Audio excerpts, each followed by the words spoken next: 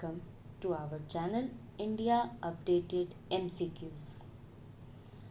आज हम लोग फिर से रीजनिंग का एनालॉजी और सिमिलैरिटी चैप्टर डिस्कस करने वाले हैं। क्योंकि इसकी टाइप्स अभी तक पूरी नहीं हुई थी, इसलिए ये चैप्टर अभी कंटिन्यू चलेगा।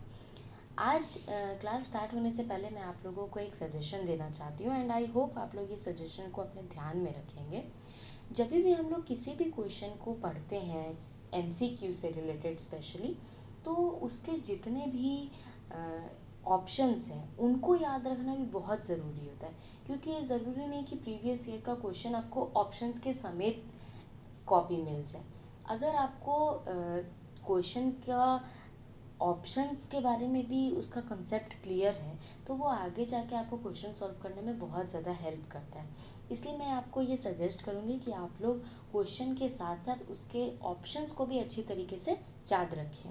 तो बढ़ते हैं हमारे पहले क्वेश्चन की तरफ। हमारा आज का पहला क्वेश्चन है कि इंडिया का इक्वल दिया हुआ है प्रेसिडेंट, तो किंग का इक्वल क्या होगा। सी, इंडिया में जो first man of the country कहा जाता है, वो कहा जाता है प्रेसिडेंट को। एक प्रेसिडेंट के पास जो पावर्स होती है वो प्राइम मिनिस्टर के पास भी नहीं होती है।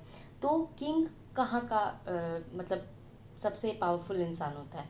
किंग होता है, चारों ऑप्शंस में देखेंगे, किंग होता है इंग्लैंड का पावरफुल इंसान। किंग होता है इंग्लैंड का पावरफुल। इंग्लैंड में अभी भी मोनार्की सिस्टम है, monarchy parliamentary system. King England में अभी क्वीन एलिजाबेथ II का राज है, जो कि किंग जॉर्ज के हायरार्कीज़ हैं। तो इंग्लैंड में अभी तक किंग का राज चलता है। उसके बाद हम लोग आ जाते हैं चाइना में। चाइना में प्रेसिडेंट सबसे पावरफुल कॉन्स्टिट्यूशनल हेड होता है। जॉर्डन में प्राइम मिनिस्टर, और फ्रांस में भी प्रेसिडेंट का ही राज होता है। तो as the president is the constitutional head of India, similarly the constitutional head of England is king. हमारे इस क्वेश्चन के हिसाब से इंग्लैंड का कॉन्स्टिट्यूशनल हेड किंग होगा, मगर चाइना और फ्रांस का कॉन्स्टिट्यूशनल हेड प्रेसिडेंट होते हैं, और जॉर्डन के कॉन्स्टिट्यूशनल हेड जो है वो प्राइम मिनिस्टर होते हैं। नेक्स्ट क्वेश्चन की तरफ बढ़ते हैं। लाइट इक्वल्स टू रेज, तो साउंड किसके इक्वल होती है। आपने बचपन से पढ़ा होगा कि लाइट जो है जब भी जलती है तो वो हमारे तक कैसे पहुंचती है, वो रेज के थ्रू पहुंचती है। तो साउंड जो है वो हमारे तक कैसे पहुंचती है, ऑप्शंस पे आ जाते हैं। ऑडियो तो साउंड सुनने का एक तरीका होता है। वेव, यस, वेव एक ऐसी चीज़ है जिसके थ्रू साउंड हमारे तक पहुंचती है, तो इसका आंसर होना चाहिए वेव। उसके बाद भी हम लोग देख लेते हैं हियर और विजुअल। हियर मतलब होता है सुनना, विजुअल मतलब होता है किसी चीज़ को देखना। तो ये दोनों तो आंसर नहीं हो सकते हैं। Light propagates in form of rays, similarly sound travels in the form of waves. Next question की तरफ बढ़ते हैं। वेस्ट जो है नॉर्थ ईस्ट के इक्वल होता है, तो साउथ किसके इक्वल होगा। सी, इस क्वेश्चन को मैं आपको एक पिक्चर दिखा के इलस्ट्रेट करना चाहती हूँ। देखिए, इस क्वेश्चन की तरफ आ जाते हैं। इसमें आपको 4 डायरेक्शंस दिख रही होंगी। सबसे पहले जो एकदम ब्राइट लाइंस में ड्रॉ की हुई है, दैट इज़ नॉर्थ के ऑपोजिट साउथ, और वेस्ट के ऑपोजिट ईस्ट। ठीक है, नॉर्थ के राइट हैंड साइड में जो है ईस्ट होता है, और साउथ के राइट हैंड साइड में जो है वो वेस्ट होता है। ठीक है, तो हम लोग इस अकॉर्डिंग ही चलते हैं। हमारे जो मेन प्रोमिनेंट 2 डायरेक्शंस होती हैं वो होती है एक नॉर्थ एक साउथ। ईस्ट और वेस्ट जो है वो हमेशा सेकेंडरी आता है। हमारे प्रोमिनेंट डायरेक्शंस होते हैं नॉर्थ एंड साउथ। तो नॉर्थ और ईस्ट जब बीच से कटता है तो वो बनता है नॉर्थ ईस्ट। क्योंकि नॉर्थ प्रोमिनेंट डायरेक्शन है, इसलिए नॉर्थ का नाम हमेशा ऊपर होता है। नॉर्थ ईस्ट कहलाता है, वो कभी भी ईस्ट नॉर्थ नहीं कहलाएगा, ये चीज़ हमेशा याद रखिएगा। उसी तरह अगर हम लोग दूसरी तरफ देखें, जिस तरह साउथ और वेस्ट बीच से कटा हुआ है, तो वो हो जाता है साउथ वेस्ट। वो वेस्ट साउथ कभी नहीं होगा।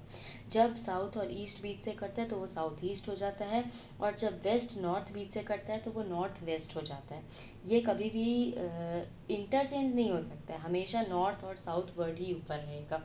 तो ये होती है हमारा पूरा डायरेक्शन सिस्टम इस तरीके से। ठीक है, 4 डायरेक्शन प्लस वो 4 डायरेक्शन के सब डायरेक्शंस, तो टोटल मिलाकर के होते हैं 8 डायरेक्शन। ये 8 डायरेक्शन को हमारे क्वेश्चन के अकॉर्डिंग हमारा क्वेश्चन ये था कि वेस्ट जो है वो नॉर्थ ईस्ट के बराबर है, तो साउथ जो है वो किसके बराबर होगा। अब देखिए वेस्ट नॉर्थ ईस्ट के बराबर है, तो वेस्ट से हम लोग अगर क्लॉकवाइज जाएंगे तो हम लोग 3 डायरेक्शन क्रॉस करके पहुंचेंगे नॉर्थ ईस्ट में। ठीक है, तो नॉर्थ ईस्ट हमारा आंसर है। तो उस तरह हम लोग जब साउथ से काउंट करेंगे 1 2 3, तो हम लोग जाएंगे नॉर्थ वेस्ट में। तो हमारा आंसर होना चाहिए नॉर्थ वेस्ट। और डायरेक्शन के क्वेश्चन हमेशा ऐसे ही सॉल्व होते हैं, इसे प्लीज़ ऐसा डायरेक्शन का कोई भी क्वेश्चन आपको आए तो उसे प्लीज़ इस तरीके से बना के क्लियरली देखिए, ताकि कोई भी कन्फ्यूजन ना बचे। तो हमारा क्वेश्चन है वेस्ट नॉर्थ ईस्ट के बराबर होता है, तो साउथ किसके बराबर होता है। If we rotate direction indicator through 135 degree in clockwise direction, the pointer indicating west would show north east direction. Similarly if we rotate the direction indicator through 135 degree in the clockwise direction, south will become north east. तो इसका answer होगा A north west. अब next question की तरफ बढ़ते हैं। Oasis जो है वो डेजर्ट के बराबर होता है, तो सी के बराबर क्या होगा। ओएसिस मीन्स डेजर्ट के बीच में पाया जाने वाला पानी का एक स्रोत। पानी अगर हम लोग को डेजर्ट के बीच में कहीं पर मिल जाता है तो वो ओएसिस कहलाता है। तो उसी तरह सी में तो पूरा ही पानी है, तो सी के बीच में हमें क्या मिलेगा। सी के बीच में ऑब्वियसली हमें लैंड मिलेगा, तो वो लैंड जो है वो कहलाता है आइलैंड। आइलैंड एक ऐसा लैंड होता है जो कि चारों तरफ से पानी से घिरा होता है। इसके बाद हम लोग आते हैं पेनिसुला पे। पेनिसुला भी एक पीस ऑफ लैंड ही होता है, लेकिन वो इतना बड़ा नहीं होता है कि वो एक आइलैंड कहला सके। इसीलिए आइलैंड ऐसी जगह होती है जहाँ पर हम लोग जा सकते हैं, बट पेनिसुला नॉर्मली ऐसी जगह होती है जो कि बहुत छोटा सा पीस ऑफ लैंड होता है।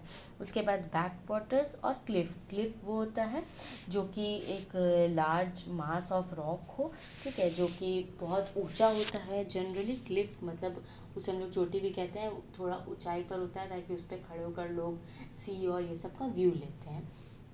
तो इसका आंसर होना चाहिए आइलैंड, क्योंकि सी के बीच में होता है island. Oasis is the area which with water and trees etc. in desert. Similarly, island is a place of land surrounded by water. Next question की तरफ बढ़ते हैं। Pound equals to yen, then what does polo equals to? Pound और येन दोनों currencies हैं, तो हमें दो करेंसीज के नाम दिए हुए हैं। तो पोलो क्या है, पोलो एक गेम है, तो ऑब्वियसली हमें इसे एक गेम ढूंढना है। तो हॉकी सबसे फर्स्ट ऑप्शन में हमें गेम मिल चुका है, ये आंसर हो सकता है, पर नेक्स्ट ऑप्शन भी देख लेते हैं। हॉर्स राइड एंड स्टिक, ये तीनों कोई गेम नहीं, इसलिए हमारा आंसर होना चाहिए polo. Pound and yen are currencies of different countries. Similarly, polo and hockey are names of different games. Next question की तरफ बढ़ते हैं। Quack equals to duck, then what does neigh equals to. Quack जो है वो duck का voice होता है, तो नाई का वॉइस क्या होगा, नाई किसका वॉइस होगा, नाई जो है वो हॉर्स का वॉइस होता है। उसके बाद फॉक्स जो है वो भी डॉग की तरह बाक करते हैं, फ्रॉग्स क्रॉक करते हैं, और कैट जो है मियाओ करती है। तो आपको सारे ऑप्शंस के नाम याद रखने हैं। हॉर्स नाई करता है ये आपको पता है, बट अगर आपसे ये पूछ दिया जाए कि फ्रॉग क्या करता है, और इसमें क्योंकि ये हमें आंसर नहीं चाहिए तो हम लोग इसे इग्नोर कर देंगे, तो आने वाले क्वेश्चन में आप फंस सकते हैं। इसलिए प्लीज़ ऑप्शंस को भी ध्यान रखिए कि फ्रॉग जो है वो क्रॉक की आवाज़ निकालता है, डक क्वैक की आवाज़ निकालती है, और हॉर्स जो है वो नाई की आवाज़ निकालता है।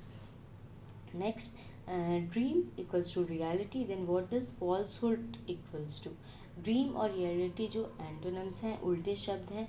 ड्रीम मतलब सपना और रियलिटी मतलब सच्चाई। उसी तरह फॉल्सहुड का उल्टा होना चाहिए अनट्रुथ, नहीं हो सकता है, ट्रुथ हो सकता है। फेयरनेस करेक्टनेस एक सही वर्ड नहीं है, इसलिए इसका आंसर होना चाहिए B truth. Dream is antonym of reality, similarly falsehood is antonym of truth. Next question की तरफ बढ़ते हैं। Soldier equals to regiment, then what is horse equals to. See soldier जो है वो लोग रेजिमेंट्स में रहते हैं, जैसे आपने सुना होगा कि ये कर्नल इस रेजिमेंट से बिलोंग करता था, ये सोल्जर इस रेजिमेंट से बिलोंग करता था। तो रेजिमेंट एक डिवीज़न होता है सोल्जर्स का, जो उन्हें अपने एरिया के अकॉर्डिंग मिलता है, ठीक है। तो उसी तरह हॉर्स के ग्रुप को, तो regiment in the short sense हम लोग कह सकते हैं ग्रुप ऑफ सोल्जर्स। उसी तरह हॉर्स के ग्रुप को क्या कह सकते हैं, तो हॉर्स का ग्रुप जो है वो कहलाता है हर्ड। उसी तरह नेवी जो है वो सी फोर्स कहलाता है, मतलब जो भी सोल्जर्स हमारे सी में रहते हैं वो नेवी कहलाती है, नेवी फोर्स।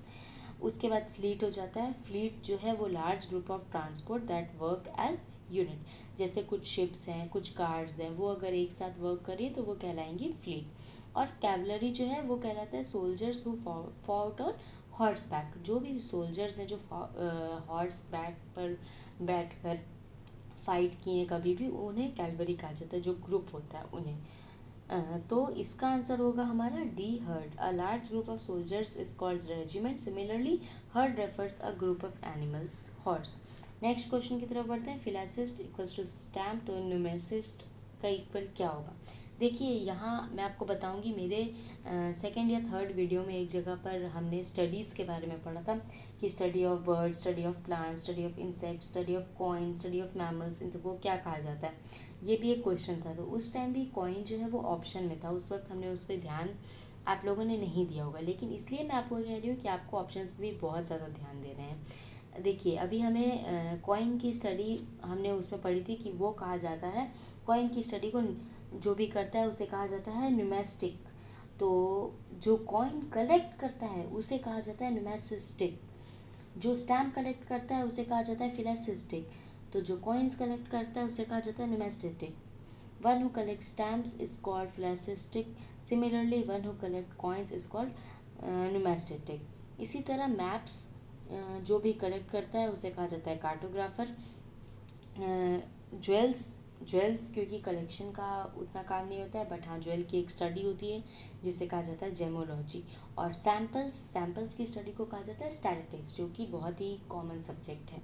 तो ये सब चीज़ें याद रखने वाली हैं कि कॉइन की स्टडी को न्यूमेसिस्टिक कहा जाता है और स्टैम्प की स्टडी को फिलासिस्टिक कहा जा सकता है। नेक्स्ट क्वेश्चन की तरफ बढ़ते हैं। Photo equals to film, then what does photostat equal to? देखिए आजकल तो कैमरे का ज़माना बहुत ही पुराना हो गया है। आजकल बहुत कम लोगों के पास कैमरा होता है, और अगर कैमरा होता भी है तो उसमें चिप या मेमोरी कार्ड वगैरह डलते हैं। लेकिन आजकल वो ज़माना बहुत दूर जा चुका है जब हम लोग कैमरे में फ़िल्म रोल डाला करते थे, क्योंकि आजकल वो फ़िल्म रोल ऑलरेडी कैमरे में डली हुई आती है, वो इनबिल्ट सिस्टम होता है, उसे हमें चेंज नहीं करना पड़ता है। इसलिए आजकल हम लोग उसमें फ़िल्म रोल्स नहीं डालते हैं। बट उसका ये मतलब नहीं है कि उसमें फ़िल्म रोल होती नहीं है, उसमें फ़िल्म रोल बिल्कुल होती है, क्योंकि एक फ़ोटो है वो फिल्म के थ्रू ही हमें दिखाई पड़ती है। तो फ़ोटो जो है वो फिल्म पे छपती है, तो फ़ोटोस्टैट किस पे छपता है? ऑब्वियसली फ़ोटोस्टैट जो है वो ज़ेरॉक्स को कहा जाता है, जो कि पेपर पे छपता है। इसलिए आंसर होना चाहिए paper. Photo is clicked on film, similarly photostat is done on paper. उसके बाद आता है फोटोग्राफिक पेपर, वोल्टेज कंट्रोलर और इलेक्ट्रिसिटी। इनका इससे कोई लेना देना नहीं है, लेकिन फोटोग्राफिक पेपर वो होता है जो जिस पेपर में हम लोग फ़ोटो को प्रिंट करते हैं। वोल्टेज कंट्रोलर आप लोग जानते होंगे, जो स्टेबलाइजर कहलाता है, जो कि हर घर में नॉर्मली मौजूद होता है, वो उसे हम लोग वोल्टेज कंट्रोलर कहते हैं। और इलेक्ट्रिसिटी तो आप लोग उससे बहुत ज़्यादा वाकिफ़ है। तो आज हमारे सेशन का यहीं पर एंड होता है। We'll meet very soon. और आज के लिए मैं अपने बातों को ख़त्म करती हूँ। हम लोग फिर मिलेंगे बहुत जल्द। Thank you for watching my channel. Be updated with India updated.